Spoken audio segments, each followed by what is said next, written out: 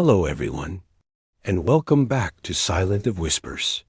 Tonight, we're stepping far beyond the well-traveled paths of the Appalachians into the places maps refuse to describe. This episode brings you 7 disturbing stories from deep within the Appalachian Reservation lands, places where ancient boundaries still exist, and where something older than the mountains continues to move in the dark. These accounts include encounters along Cherokee backroads, unexplained creatures pacing the tree line, voices that mimic the living, and entities that seem tied to the land itself. Each story has been carefully reconstructed from first-hand testimonies, reservation records, and the recollections of people who survived long enough to whisper what they saw. To protect the privacy of the individuals involved, certain names and identifying details have been altered, but the fear, the confusion, and the unanswered questions remain exactly as they were described. If you're new here, make sure to subscribe to Silent of Whispers for nightly true horror stories drawn from America's strangest places. I've walked a lot of trails in my life. Some I've walked hundreds of times. Some I've never returned from at night. This story happened on one of the old trails near the Tennessee reservation edge. It's a path locals rarely travel after sunset, the kind of trail that's easy to overlook in the day, but alive in ways you can't imagine when darkness falls. I didn't know any of that the night it happened. It was late October. I had decided to hike the abandoned trail alone, mostly for peace and quiet. I'd been stressed, exhausted from work, looking for a break from the constant noise of town. The trailhead was hidden behind a line of overgrown brush. The path was barely visible. Leaves had started to fall in thick piles, muffling my footsteps as I walked. At first, everything felt normal. The wind rustled the branches. A distant owl called out, and somewhere above, the moon peeked through the thinning canopy. I thought I was alone. I was wrong. About 30 minutes in, I noticed something. Not a shadow. Not a movement. A sound. At first, it was faint, almost like the wind brushing against my ears. But then it became clearer. Whispers. Soft, indistinct, like voices muttering just out of reach. I paused. I listened. And I realized the whispers were coming from all around me. Every direction. From the trees behind me. From the leaves underfoot. From the shadows ahead. I called out, "Hello?" No reply. Not a word. The whispers didn't stop. They changed. A syllable here. A pause there. A question forming. Something was trying to speak, but it wasn't human. The feeling hit me then. I was not alone. I froze. My skin prickled. My heart was pounding. And then I felt it breathing. Not my own. Heavy, deliberate, calculated. I turned quickly. Nothing. I started walking again, trying to convince myself it was just the trail, the trees, my imagination. But the whispers followed me. Sometimes behind me. Sometimes ahead. Sometimes directly to my left or right. I realized it was moving with me, not just in the forest, but controlling the forest around me. After another 10 minutes, the whispers stopped. And that's when the breathing began, slow, measured, syncing with my own. I tried to adjust my pace, quicken my steps. It adjusted too. I tried to slow. It slowed. Every breath I took, every step I made, it matched perfectly. Panic set in. I ran. Branches tore at my jacket. Roots grabbed my feet. Leaves obscured my view. But no matter how fast I ran, the breathing never faltered. It stayed the same pace. Mocking me. Watching me. Teaching me. I finally stopped in a small clearing. I was gasping, chest heaving, trembling uncontrollably. And then it spoke. Not clearly, not entirely. But I heard my name, not in a whisper from the wind, not from any direction. It was inside my mind. You shouldn't be here. I spun around. No one was there. The trees were empty, the shadows unmoving. But I knew it was there, somewhere in that abandoned trail, somewhere that had been waiting for me. I turned to run back the way I had come, but the trail seemed different. The path shifted under my feet. The leaves rearranged themselves.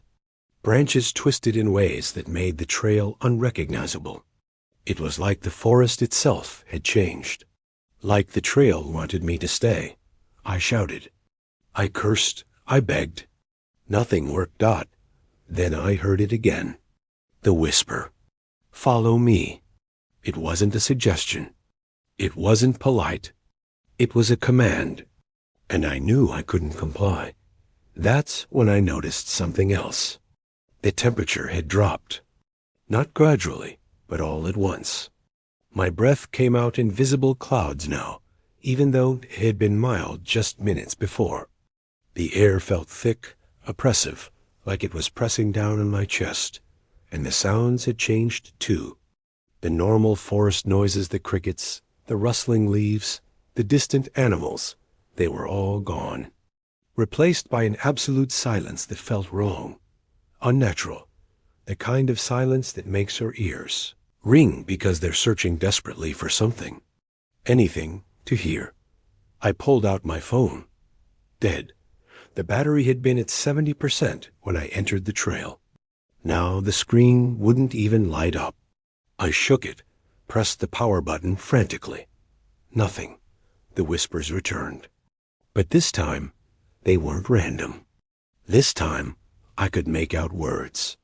Fragments of sentences in a language I didn't recognize, mixed with English words that made my blood run cold. Lost. Stay. Ours. I started moving again, faster this time, no longer caring which direction I went. I just needed to move, needed to get away from whatever was stalking me through these woods. But every path I took seemed to loop back on itself. I'd passed the same fallen log 3 times. The same twisted tree that looked like gnarled fingers reaching for the sky. That's when I saw them. The symbols, carved into the bark of the trees surrounding me. Not fresh carvings. These were old, weathered, almost grown over. But in the moonlight, they seemed to pulse with a faint luminescence. Circles within circles. Lines that intersected at impossible angles. Shapes that hurt to look at directly. I recognized one of them. A protection symbol. One of the elders in town had shown it to me years ago, said it was from the old ways. But these symbols weren't protecting anything. They were marking something. A boundary, maybe. Or a prison. The breathing grew louder, closer. I could feel it on the back of my neck now. Cold air that shouldn't exist on a late October night. I didn't want to turn around. Every instinct in my body screamed at me not to look. But I couldn't help it. I turned my head slowly, and I saw it. Really saw it this time. The figure stood maybe 20 feet away, just at the edge of the clearing. Tall, impossibly tall, at least 8 feet. Its body was wrong too thin, too elongated, like someone had stretched a person on a rack. The limbs bent at angles that shouldn't be possible. And the head tilted at that same slow, deliberate angle, studying me like I was an insect pinned to a board, but it was the eyes that froze me in place. Or rather, the absence of eyes. Where eyes should have been, there were only dark voids, deeper than the night around us. And yet, I could feel them watching me, seeing through me. Into me Dot took a step forward. Not a normal step. It glided like it wasn't quite touching the ground. The leaves didn't rustle beneath it. The branches didn't move. I ran. I didn't think. I didn't plan. I just ran with every ounce of strength I had left. Behind me, I could hear it following. Not running. Not chasing. Just coming. Inevitable. Patient Dot finally, I reached a clearing that looked vaguely familiar. The moonlight illuminated the trail's exit. Relief washed over me, so powerful it nearly brought me to my knees. I looked back once. A figure emerged from the trees, tall, thin, just a shadow. No face, no features, just presence. It tilted its head slowly, observing. Not moving toward me, not stepping into the clearing, just waiting not, and then it vanished. I never hiked that trail again. I don't know what I encountered. I don't know if it was spirit, guardian, or something older than humans. When I told a local elder what happened, he didn't laugh. He didn't shake his head. He said quietly, "That trail is old, older than your town. It watches. It whispers. Some who hear it never come back the same."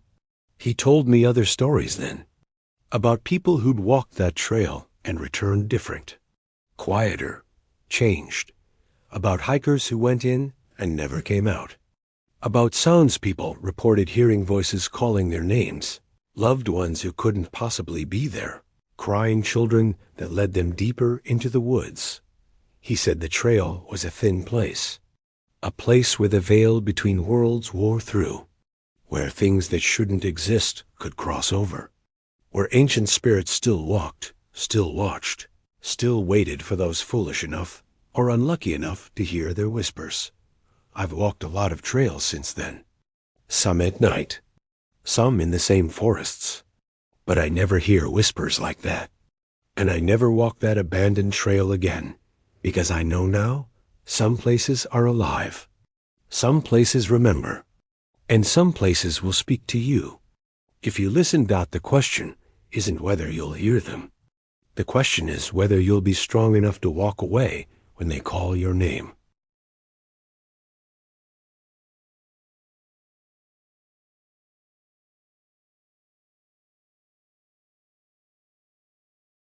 I don't know how long this will take to write. All I know is that my hands are shaking while I type this. Some stories leave you disturbed for a day or two, but some stay with you forever. This one has lived in my head for nearly 3 years, and even now, the memory sits heavy in my chest like a weight I can't shake off.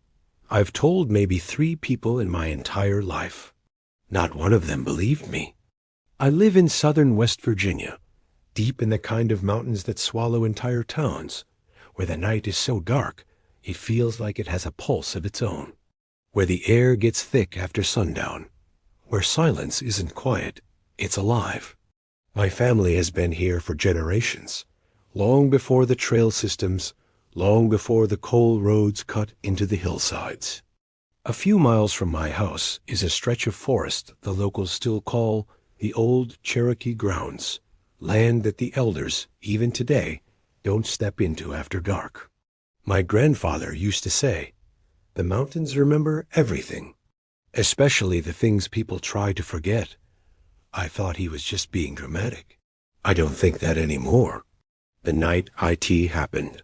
It was late past midnight when one of my closest friends, a guy I'll call Mark, came over to hang out. We were doing the usual, wasting time watching UFC fights, arguing over bad judges' decisions, switching between Xbox games. By the time we noticed how late it was, the energy in the room had died down. That restless, stupid kind of boredom hit us. Mark suggested we take a walk on a trail behind my neighborhood. I'd walked that path hundreds of times. It cuts deep into the woods before looping back around remote, quiet, usually peaceful. We grabbed a joint and headed out. The sky was moonless that night, just black layered on black. Even the porch lights behind us looked like they were being swallowed by the trees. But we weren't worried. Around here, you learn to live with the dark. Or you think you do. The trail, the air smelled like wet leaves and cold soil, fresh but heavy. The trail winds inward slowly, deeper into the old-growth woods, where the trees look older than the town itself. As we walked, Mark kept talking about random stuff-work drama, an ex texting him again, but I kept feeling a weird tension in my shoulders. Nothing obvious, just wrong, like the woods were paying attention. People in our town say the forest around that area keeps its own time, that some spots don't belong to the living after midnight. I never believed it. We made it about halfway in roughly 30 minutes before stopping. We leaned against a fallen log, lit the joint, and tried to relax. And that's when I noticed something strange. The forest was too alive. Not normal night activity. Not bugs or frogs. This was frantic rustling, scurrying, birds flapping from tree to tree like they couldn't settle. Even the ground seemed to vibrate beneath the leaves. Mark noticed it too. "Feels like something's moving out here," he muttered. I tried to brush it off. Probably a deer. Or a bobcat. But deep down, something in my stomach twisted. Animals don't all act like that at the same time. They don't panic unless they know something we don't. We finished smoking. And the moment Mark stomped the roach out, everything stopped. Every sound. All at once. The forest went dead quiet, like someone had clamped a hand over the mountain's mouth. Mark froze. I froze. You don't get silence like that, naturally not in West Virginia, not anywhere with life in it. Silence like that is a warning. And then, the voice. A sound floated through the trees. A voice, if you can even call it that. It was shaky, crackling, broken, like an old toy speaker playing a recording that wasn't meant to be heard anymore. A disjointed mockery of a voice trying to form human sounds. It wasn't words, but it was trying to be. Mark whispered, "Dude, that ain't right." We didn't run at first. We just stood there, frozen, heads turned toward the dark wall of trees. Then the voice repeated, and repeated again, trying to imitate something human, but not understanding how. My adrenaline hit like a truck. "Run," I whispered, and we did. We sprinted so hard I could feel the cold air ripping the inside of my lungs. Leaves whipped against my legs, branches tore at my jacket. But here's the part that still gives me nightmares. The voice didn't change.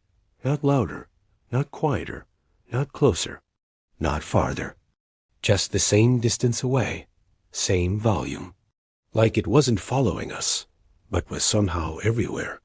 Mark looked at me mid-run with eyes wide open, full of the purest fear I've ever seen in another human being. We didn't speak. We didn't slow down. We didn't look back. But the voice kept going, glitching, stuttering, trying to sound human. The scream. When we reached the last stretch of the trail, the part where the trees thin out and the dirt path widens, I thought we were safe. I could see the faint outline of the streetlight at the trail's end. My lungs felt like they were bleeding. My legs were shaking. My vision was blurry. We slowed down. But just as we reached the clearing, something behind us screamed. A sound so violent, so raw, so wrong that my entire body locked up like it was hit by electricity. This wasn't an animal, not a bobcat, not a mountain lion, not a person. This scream sounded like something tearing itself apart mid-air. A sound that wanted to hurt whoever heard it. A sound that felt ancient and furious and starving. It shook the trees. It sent birds exploding upward in a cloud. It made Mark drop to his knees. I felt my heartbeat disappear, just vanish for a second, as if my body couldn't process the noise. We ran again. But this time we didn't stop until we hit pavement under our feet. The aftermath, we didn't talk for a long time. When we finally did, Mark just kept saying, "That wasn't human. That wasn't human," over and over like a broken record. Over the next few days, I tried to rationalize it. A prank? A weird animal? Some messed up echo? But none of it fit. Not with the silence. Not with the voice. Not with the scream. A couple days later, I told my grandfather. He listened quietly, hands folded, eyes heavy. When I finished, he didn't laugh. He didn't say I imagined it. He just said, "Some places in these mountains belong to others long before people settled here. Some things don't like being disturbed. Then he told me something I will never forget.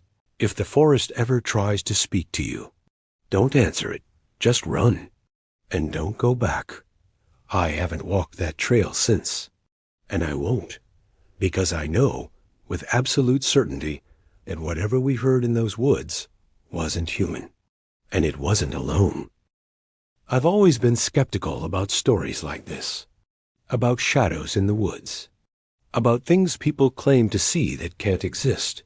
But what I experienced that night, I still can't explain. And I know it was real, Dot. It was just after midnight. I had finished a long shift at a small factory in western North Carolina and was driving home. Tired, eyes heavy, mind mostly empty. The road I took was a long stretch winding through the mountains near the Cherokee boundary. A place locals rarely travel after dark. Some of the older folks around here still talk about the old Cherokee paths, lands that were avoided at night. Stories about spirits, guardians, or things that don't belong to the living. I never believed it. I drove this road dozens of times. But that night, I wished I had. The night was quiet. The kind of quiet that makes your ears feel exposed.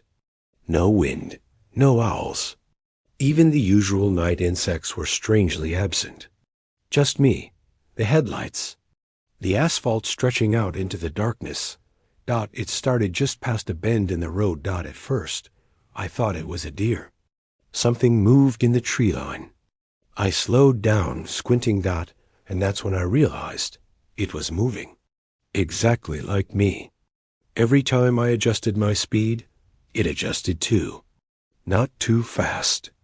Not too slow. Matching me perfectly. I tried to shake it off. It's just my mind playing tricks, I muttered aloud. But the feeling of being watched, of being matched, made my stomach twist into knots, Dot. It stayed just beyond the edge of my headlights. I could make out a figure tall, upright, humanoid. But the details were wrong. It moved like it knew the road better than I did. It was pacing me. For miles, I sped up slightly. It sped up, I slowed down. It slowed, Dot. Every instinct screamed at me to look away. To stop. To get off the road. But where would I go? The forest swallowed everything on either side. No houses, no streetlights. Just the sound of my engine and the faint crunch of gravel. I thought about turning around. I almost did, but the road curved ahead, and I realized if I tried to turn back, it would follow. Whatever it was, it had already learned the pattern of this road. And I was trapped in its rhythm, Dot. By the time I reached the halfway point, about a mile in, I couldn't keep my eyes on the figure constantly. I kept glancing in the mirror. Every time I did, I saw it. Not running, not sprinting, not slipping, just pacing. I started talking to myself, trying to rationalize. It's a person, maybe a prankster, or a lost hunter. But nothing made sense. The figure never stumbled, never reacted to my lights, never made a sound. And the worst part? I felt its awareness, like it wasn't just walking beside me. It was studying me, testing me, measuring. I could finally see the faint glow of homes ahead. Streetlights flickered in the distance. I felt relief, maybe for the first time. And then, just as I passed the first driveway, the footsteps stopped, Dot, instantly. Dot, no rustle, no movement, no trace it had ever been there. I looked in the rearview mirror. There it was, standing at the tree line, perfectly still. Watching, Dot, no head tilt, no breathing, no hint of life, just presence. I tried to convince myself it was a man hiding in the shadows. A hunter, maybe a hiker. But something deep inside told me no human could have done that, and no animal either. Not with that pacing, that awareness, that deliberate, EASURED observation. I reached my driveway and shut off the car, trembling. The headlights revealed nothing. No footprints in the gravel. No movement. No sign it had even been there. I went inside and locked the doors. I told myself I was imagining things, that I had been driving too long, too tired. But that feeling didn't leave me. Every time I closed my eyes that night, I saw the figure. The way it matched me. The way it knew the road. The way it waited. The next day, I called a friend who grew up in the area. He didn't laugh. He didn't say I was crazy. He said quietly, "You saw something that watches the old Cherokee roads. It follows travelers it finds alone. You were lucky it didn't step closer." I asked him what that meant. He just shook his head. Some things here don't belong to the living. They follow. They study. And sometimes they let you go. I haven't driven that road at night since. And I don't intend to. I've thought about that night every day since it happened. I've asked myself, was it spirit? Was it something left over from before settlers came? Was it just a trick of my mind? I can't answer. All I know is this: whatever it was patient. It was aware. And it knew the road better than I ever will. I still remember that day like it happened yesterday. It started as a normal weekend for me and my cousin. We were teenagers, restless, looking for something to do in the hills of West Virginia near the old Shawnee grounds. Places that the elders in our town still avoided at night. Places whispered about in half-forgotten stories. We didn't believe any of it. We thought it was just superstition, meant to scare kids into staying home. Until that day, the Cherokee were hiking along a trail that hadn't been used in years. The forest was thick, almost oppressive. Sunlight barely reached the forest floor through the tall pines and oaks. It was one of those woods where the silence is heavier than noise. We stumbled across a shack. It looked abandoned, but surprisingly intact. Its paint had peeled decades ago. The windows were dusty, but not broken. A small stone chimney jutted out from the roof. Curiosity got the better of us. We approached it cautiously. It felt odd, like the air itself was thicker near the door. And then we noticed it, a back door, slightly ajar.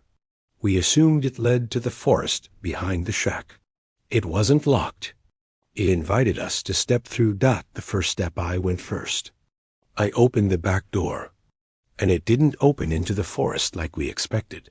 The door revealed more forest, but not the forest behind the shack. This forest was darker, older, even though the sun shone through the trees outside. This forest inside the door was in permanent shade. It smelled different, damp, earthy, decayed. We looked at each other nervously. My cousin laughed it off, but the laugh sounded hollow. I couldn't shake the feeling that the door was wrong. I stepped back. The door was still open, and the forest inside. It moved differently. The branches didn't sway naturally. The shadows didn't fall where they should. Something was watching. The confusion, we decided to leave. But when we stepped outside, the back of the shack was gone. No door, no opening. Just a solid wall. We blinked. We looked again. Still solid wall. There was no path behind the shack. No forest clearing. Nothing. The cliff edge that should have been visible from that side of the shack loomed. And yet, the door remained, wide open. Inside, it was still the dark forest. The forest we couldn't see from outside. The fear sets in. We were terrified now. Not just scared, but that deep, paralyzing fear you get when you realize you are completely out of control. Something about that door felt alive. Not just alive, aware. I remember staring into the doorway, trying to convince myself it was just a trick of light.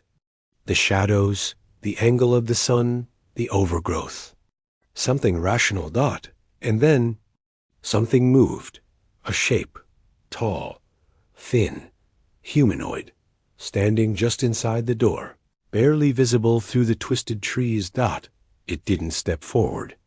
It didn't come toward us. It didn't react when we made noise. It just watched. The attempt to leave. We tried to walk around the shack to see if we could avoid the door. No luck. Every side of the shack was identical. No windows open to anything new. The back door was still there.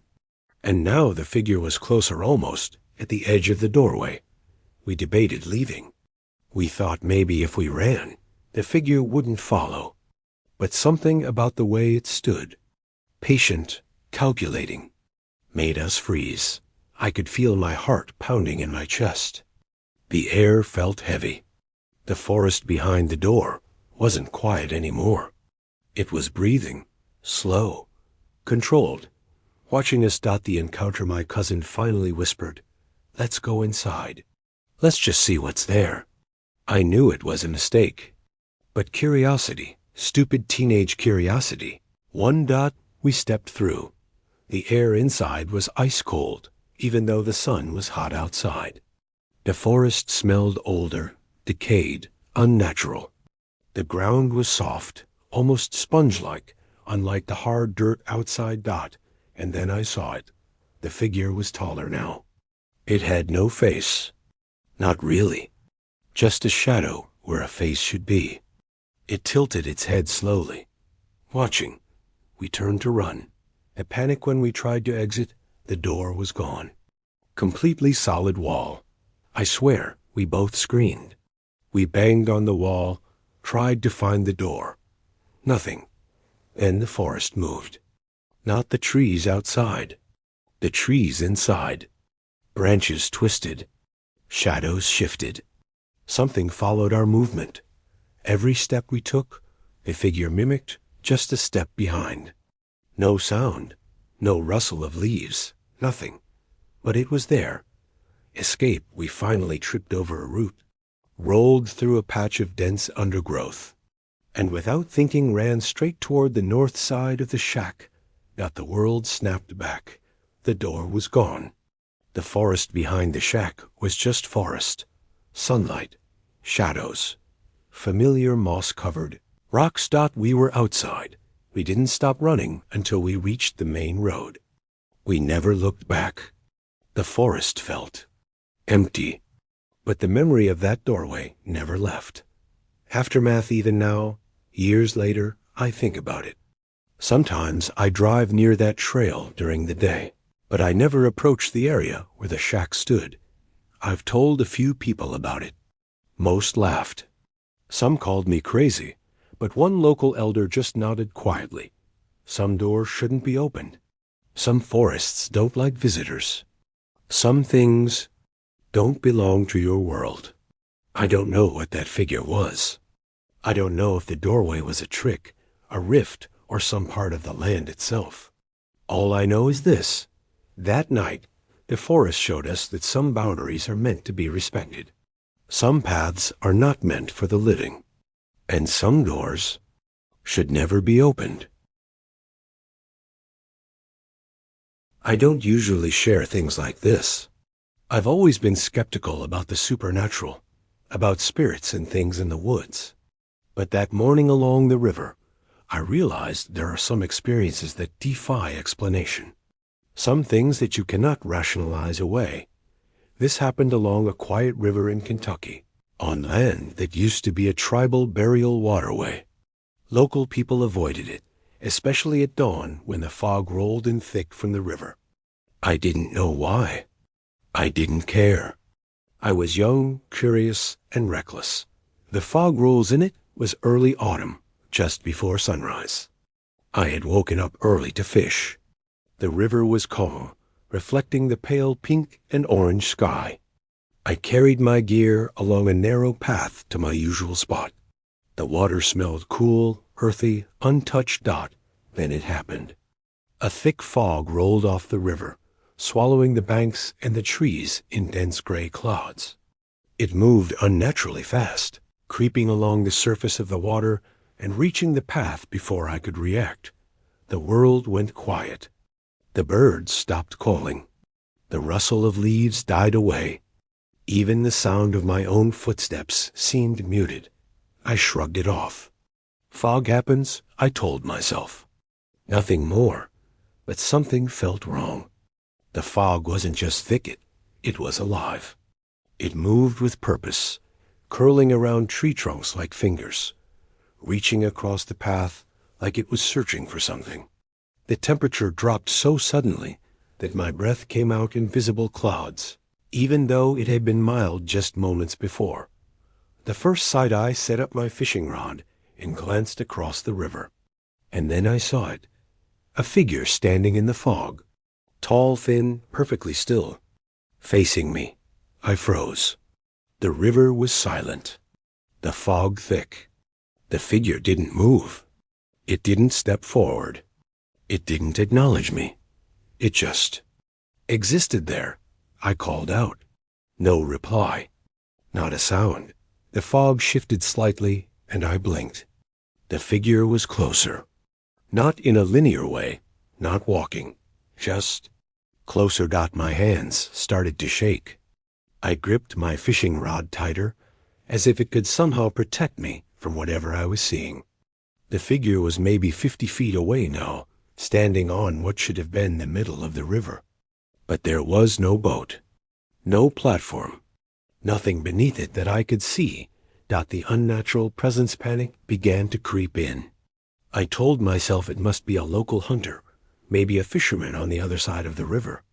But the shape didn't move like a human. The distance didn't make sense. It didn't cross the water. It didn't walk on the bank. It just peered, and then it tilted its head, slowly, intentionally, watching, studying, measuring. Something about it didn't feel human. Not the posture, not the presence, not the way it disappeared in the fog and reappeared without moving. I realized I was not just being watched. I was being tested. The proportions were wrong, too. The arms hung too low, nearly reaching the figure's knees. The shoulders were too narrow, the neck too long. And though I couldn't see a face through the fog, I could feel eyes on me, penetrating, ancient, knowing. I took a step back, my heel catching on a root. I stumbled, but didn't fall. When I looked up again, the figure had shifted position. Not moved, shifted. Like a frame had been cut from a film. Now it stood on my side of the river, 30 feet away, still facing me with that same tilted head. The fog thickens. I tried to move along the bank, away from the figure. But the fog followed, not in a physical sense, but in a way that made my eyes betray me. I could never see more than 10 feet in any direction. Every time I tried to focus on the figure, it vanished, only to appear somewhere else, still facing me. I tried to call out again. Who's there? The fog carried no sound. The river no longer rippled. Only the figure remained, silent, patient. I realized something terrifying. The figure didn't just occupy space. It controlled the fog, the very environment. My phone was in my pocket. I pulled it out with trembling hands, thinking maybe I could take a picture, document this somehow. The screen was black, dead. The battery had been fully charged when I left home an hour ago. The fog grew denser, pressing in on all sides. I could barely see my own hands now, but I could still see the figure, clear as day, standing there, waiting. That's when I heard it. Not with my ears, but somewhere deeper.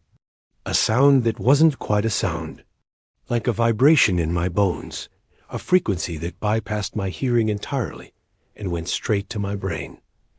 The psychological wait for what felt like hours.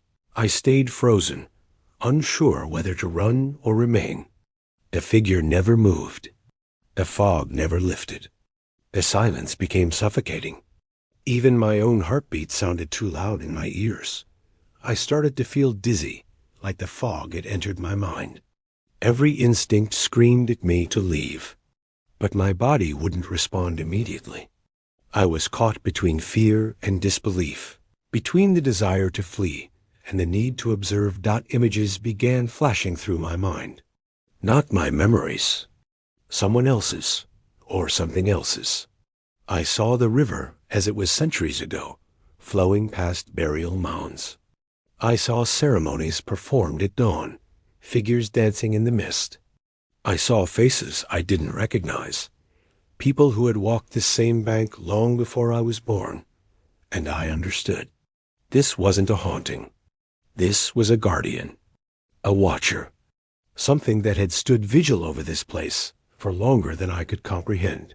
And then it spoke, not with words, not aloud, but somehow, inside my mind. You don't belong here. Not a threat, a statement of fact, a reminder of boundaries I had unknowingly crossed, the escape I ran. I don't remember the details of my path, just the movement, my footfalls swallowed by the fog. Every step I took, the figure seemed to remain, always in sight, though impossible to approach.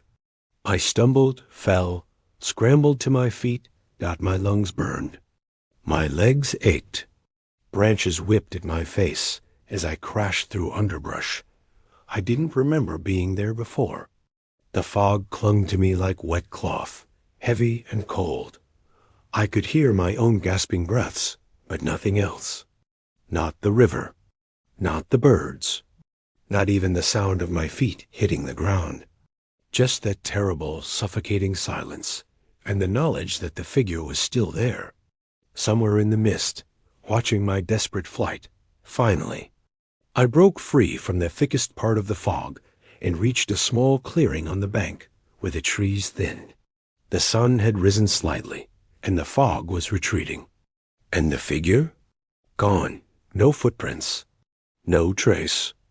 Nothing but the lingering chill and the sound of the river returning to normal. I collapsed onto the ground, chest heaving, and waited for my heart to stop racing. Behind me, the fog continued to dissipate, rolling back toward the river like it was being called home. Within minutes, the morning looked normal again. Birds began to sing. The water rippled in the breeze. The world resumed its usual rhythm. But I knew what I had seen, what I had felt, and I knew I would never be the same. Aftermath, I never went back to that part of the river. I don't fish there anymore, and I don't walk alone at dawn. I told my grandfather, who grew up in the area, about the encounter. He didn't laugh. He didn't dismiss me. He simply said, "The river remembers. The fog carries memory. You walked into a place older than any of us. Some things will follow you, even after they vanish." He told me then about others who had seen similar things. A woman who went for a morning jog and came back pale and shaking, refusing to explain what she'd witnessed. A teenager who camped near the river and packed up his tent in the middle of the night, never to return. Stories passed down through generations, each one describing the same experience: the unnatural fog, the watching figure, the overwhelming sense of trespassing in a place not meant for the living. I realized then that the figure wasn't malicious in the way we think of monsters. It wasn't trying to harm me. It was reminding me that some spaces in this world are older than our lives, that some lands, some waters, some fogs aren't meant for us to wander freely. Reflection. I think about that morning often. I replay the image of the figure standing in the fog, so still, so patient. I can still hear that silent warning in my mind. You don't belong here. It changed me. I am more cautious now, more aware of the old paths, the rivers, the forests that hold memory. Some mornings, when the fog rolls in thick along other rivers, I stop. I step back, and I listen, because I know now some things watch, some things remember, and some things will never let you forget. The worst part? Sometimes on foggy mornings, even miles away from that river, I catch movement in the corner of my eye. A tall, thin shape standing in the mist, always watching, always waiting, and I know it hasn't forgotten me either.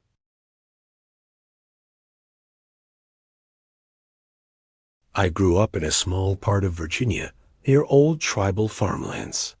Places where the soil still holds memory, where the wind carries whispers of lives long gone. Most people around here leave those fields alone after sunset.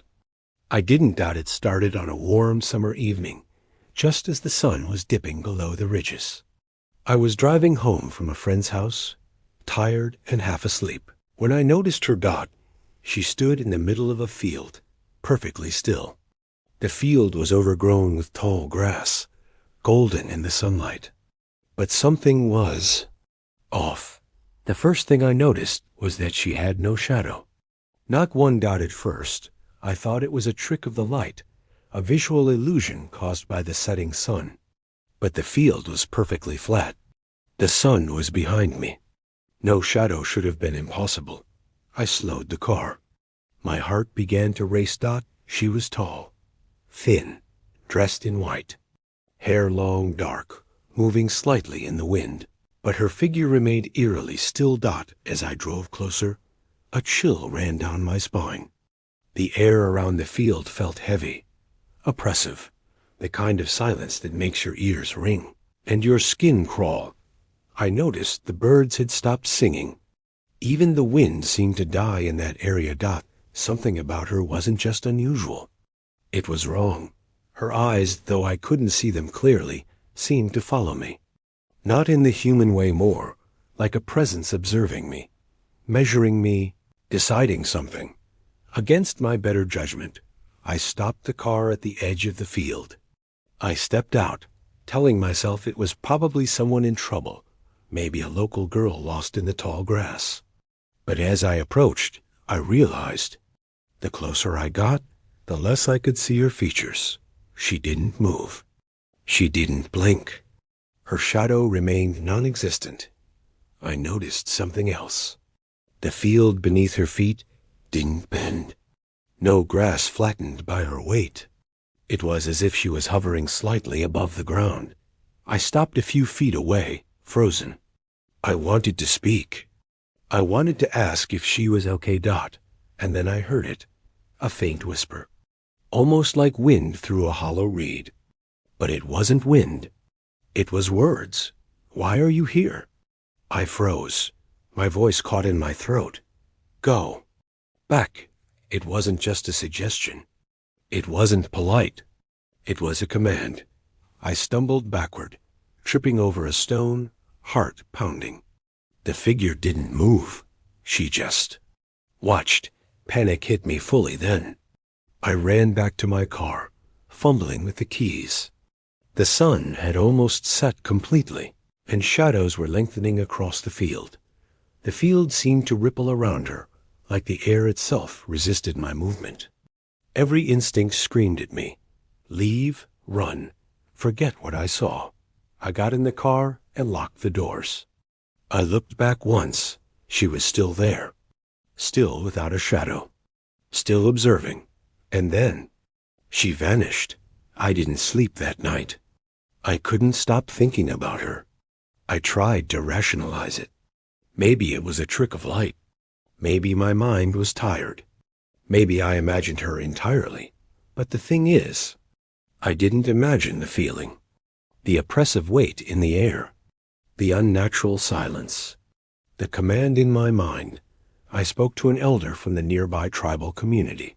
He listened quietly, then said, "Some souls don't belong to this world anymore. Some things linger where the land remembers.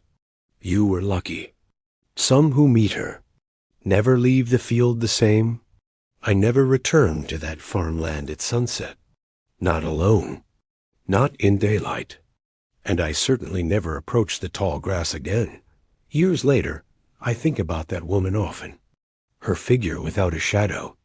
Her presence in the field. Her calm but commanding voice.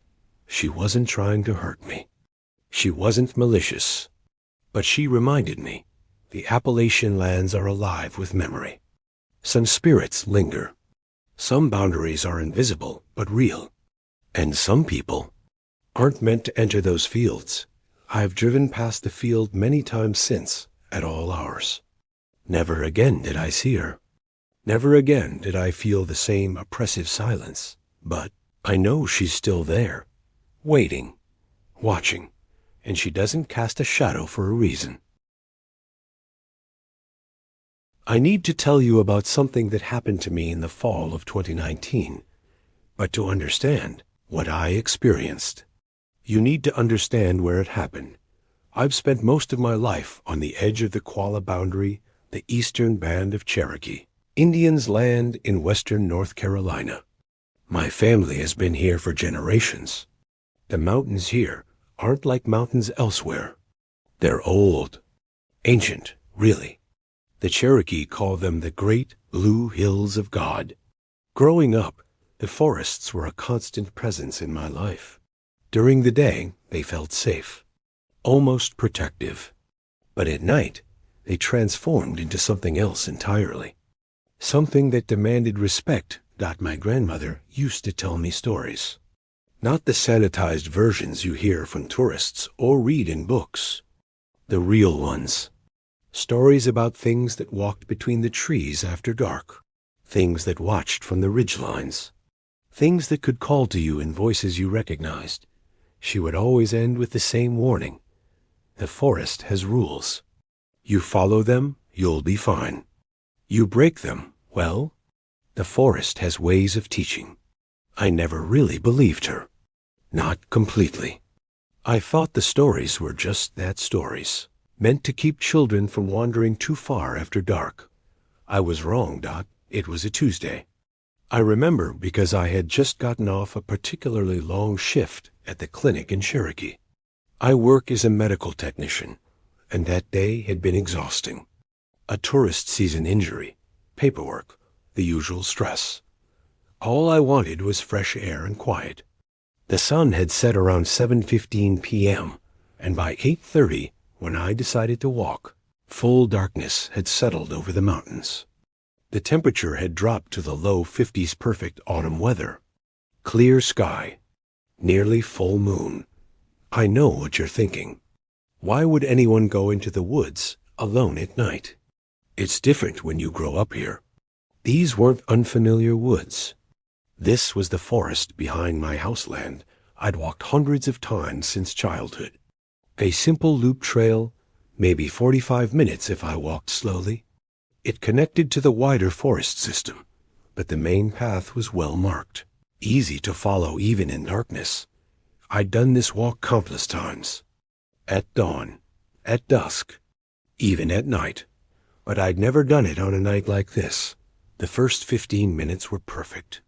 Exactly what I needed. The forest at night has a rhythm. If you've spent time in the Appalachian Mountains after dark, you know what I mean. It's never truly silent. There's always something wind moving through the canopy, small animals moving through the underbrush, the distant sound of water over rocks, Dot, and the owls. The owls were my favorite part. Great horned owls mostly. Their calls echoed back and forth across the valley, deep, resonant hoots that carried for miles. You could track them by sound. Imagine them gliding between the trees, hunting. That night, they were particularly active. I counted at least 4 different birds calling to each other. One close by, maybe 50 yards to my left. Another further up the ridge. 2 more in the valley below, Dot. It was comforting. Familiar.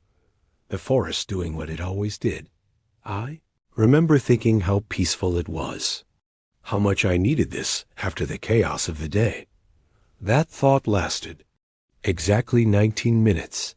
I was about halfway through the loop when it happened. The owl closest to me, the one that had been calling, steadily from the left side of the trail, stopped mid-hoot. Not a natural pause. It just cut off, like someone had hit a mute button. I paused, listening, waiting for it to resume. It didn't. And the second owl went silent. Then the third. Then the fourth. Within maybe 30 seconds, every owl in the valley had stopped calling. I stood there on the trail, my flashlight pointed at the ground, and I listened. Nothing. No owls. No insects. No wind. No rustling in the underbrush. Complete and total silence. I've been in the woods my entire life, and I'd never experienced silence like that. It wasn't peaceful. It was oppressive. Wrong. The kind of silence that makes your ears ring because your brain is searching desperately for sound that isn't there. I felt my chest tighten. Something was wrong. I stood there for maybe 30 seconds, trying to rationalize what I was hearing, or rather, what I wasn't hearing. Then came the sound. At first, I thought it was an owl resuming its call. A hoot, starting low. But it didn't stop. It kept going, rising in pitch, stretching out, lasting far too long. 5 seconds, 6 seconds, 7. No owl calls like that. Their hoots are rhythmic, short, separated by silence. This was continuous, distorted, wrong. And it was coming from directly ahead of me. On the trail, I pointed my flashlight forward. Nothing but trees and darkness beyond the beam. The sound stopped. I waited, heart hammering. Then it came again. But this time, it was to my right. Same sound that stretched. Wrong owl call. Too long. Too deliberate. I swept my flashlight right. Nothing. The sound moved again. Behind me now. Then to my left. Then ahead again. It was circling me, jumping from position to position, impossibly fast. No animal moves like that. No bird flies that quickly between trees in complete silence. I realized with growing horror that whatever was making that sound wasn't trying to hide from me. It was announcing itself. My hands were shaking. I could feel adrenaline flooding my system, that primal response that tells you something is very, very wrong. I started walking again. Faster this time. I needed to get back to the trailhead, back to my house, back to somewhere with lights and doors that locked. That's when I heard the second sound. Scraping.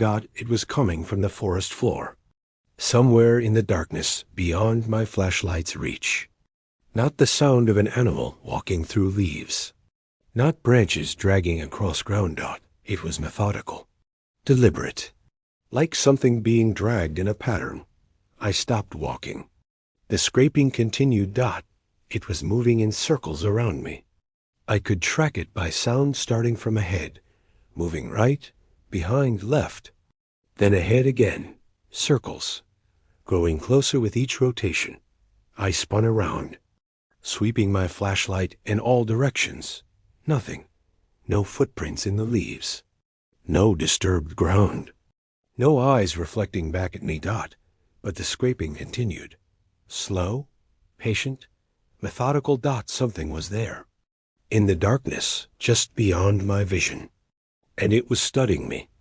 I've thought about that moment a lot in the years since. Replayed it in my mind, trying to make sense of it. The rational part of my brain kept trying to find explanations. A bear, a confused owl. My imagination. Fear playing tricks. But I knew with absolute certainty that this was something else. The scraping formed a pattern. Not random, deliberate, like symbols being carved or drawn around where I stood. I could feel it. Not just hear it. I could feel the presence of something in that forest. Something aware. Something intelligent. And it knew I was there. The distorted owl call came again. Closer this time. So close I should have been able to see what was making it. I pointed my flashlight up into the canopy. For just a second, maybe less, I saw something move. Not an owl. Not a bird. A shape. Dark. Wrong. Moving. Between branches with an unnatural fluidity. Then it was gone. My grandmother's voice echoed in my mind. The forest has rules. I was breaking them. I understood that now. I was here, in the dark, alone, and something had noticed. I started walking again. Not running, not yet. Some deep instinct told me that running would trigger something, would change the nature of whatever was happening. The scraping followed me, always circling, always just out of sight. The distorted calls continued, sometimes ahead, sometimes behind, sometimes seeming to come from multiple directions at once. I reached a small clearing in the trail, a place where the canopy opened up and moonlight filtered through. I stopped there, trying to get my bearings, trying to figure out the fastest route back. That's when I saw a dot at the edge of the clearing, just beyond the last line of trees. A shadow stood, not a bear, not a person, not anything I recognized. Tall dash, maybe 7 feet. Impossibly thin. The proportions were all wrong. Arms too long.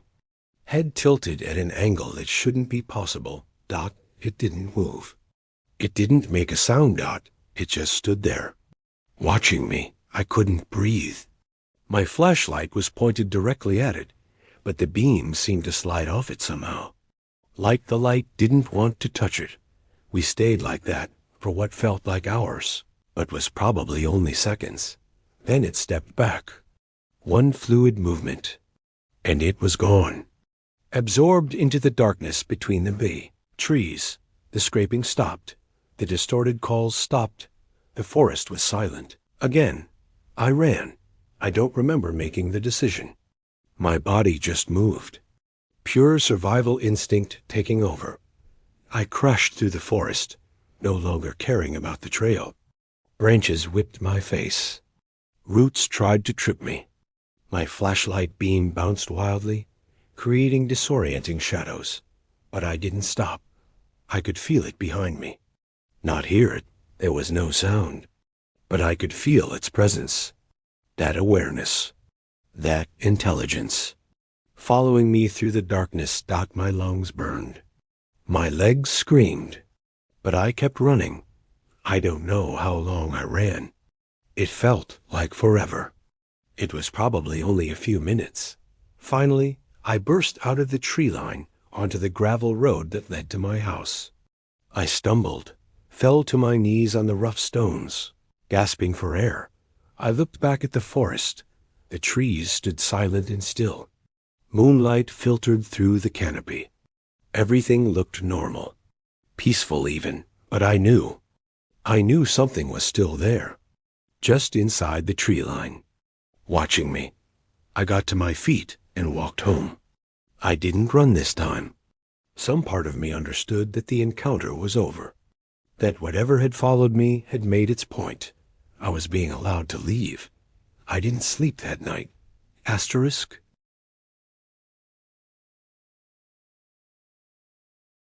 Every time I closed my eyes, I saw that shadow at the edge of the clearing, heard that distorted owl call stretching out impossibly long. For 3 weeks, I didn't go into the woods. Not even during the day. I kept telling myself I'd imagined it, that I'd had some kind of panic attack, that my mind had created a narrative out of normal forest sounds and shadows. But I knew that wasn't true. Finally, I went to see Mr. Swimmer. He's an elder in the community, someone my grandmother had known well. In his 80s now, but still sharp, still connected to the old ways. I told him everything. The silence, the calls, the scraping, the shadow. He listened without interrupting. When I finished, he was quiet for a long moment. Then he said, "You walk the forest alone at night?" "Yes." "On what day?" I had to think. "Tuesday, September 24th. He nodded slowly. The moon was nearly full. "Yes." And the owls stopped. "Yes, all of them. All at once." He was quiet again. Then, "Some nights, the forest holds its breath. The old ones, the things that were here before us, that will be here after us, they walk on certain nights.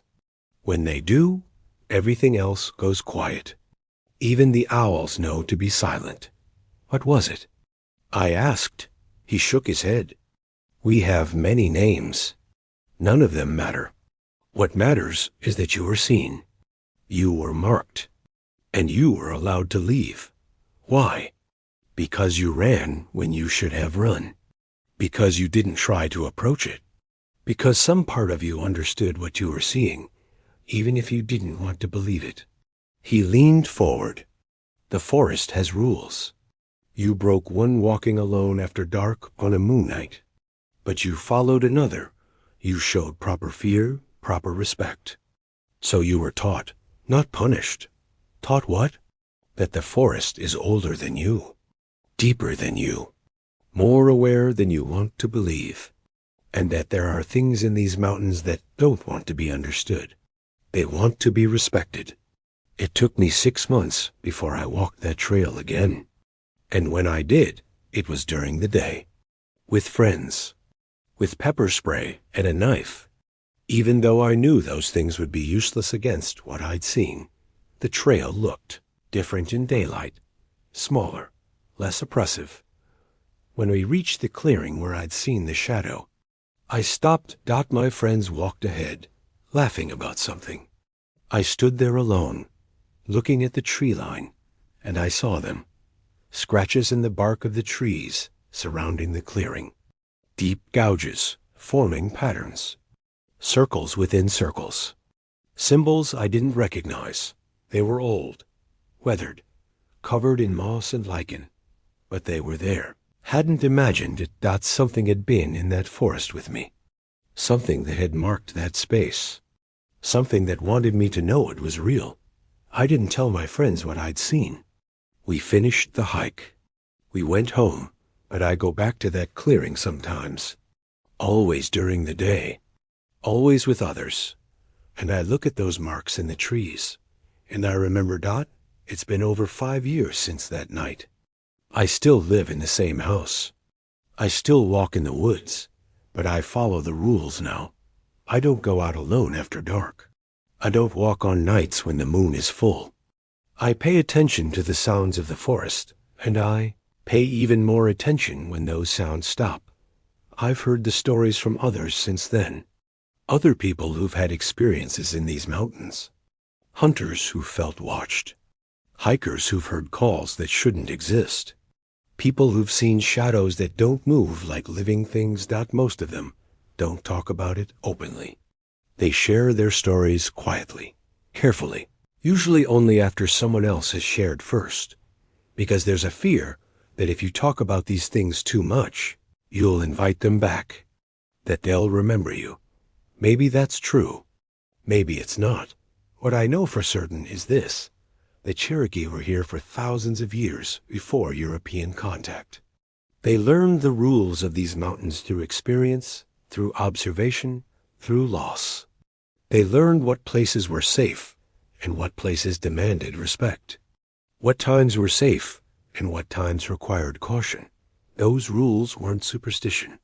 They weren't folklore created to scare children. They were survival knowledge, passed down because they kept people alive, and somewhere along the way, we forgot. We decided we were the dominant species. We decided we had nothing to fear from the natural world. We were wrong. I still hear it sometimes, not often, not regularly, but on certain nights when the moon is bright and the air is still, I'll be inside my house, and I'll hear it. That stretched, distorted owl call. Too long, too deliberate, coming from the forest behind my house. And when I hear it, I make sure all my doors are locked. I make sure all my lights are on. And I stay inside until morning, because I remember what my grandmother told me, what Mr. Swimmer confirmed. The forest has rules. I broke them once. I was given a warning. I won't break them again. If you come to the Qualla boundary, if you hike in the Cherokee National Forest, if you find yourself in the ancient mountains of western North Carolina, I want you to remember something. These mountains are beautiful. They're peaceful. They offer some of the most incredible wilderness experiences in the eastern United States. But they're also old. They're aware. And they have their own rhythms, their own rules. If you walk here after dark, pay attention. Listen to the owls. Watch how the other animals behave. Notice when the normal sounds of the forest change. And if the owls stop all of them, all at once, if the forest goes completely silent in a way that feels wrong. turn around. Walk back. Don't investigate. Don't try to rationalize it. Just leave. Because some nights, the forest holds its breath. And when it does, there's a reason. Trust me on that. I learned it the hard way.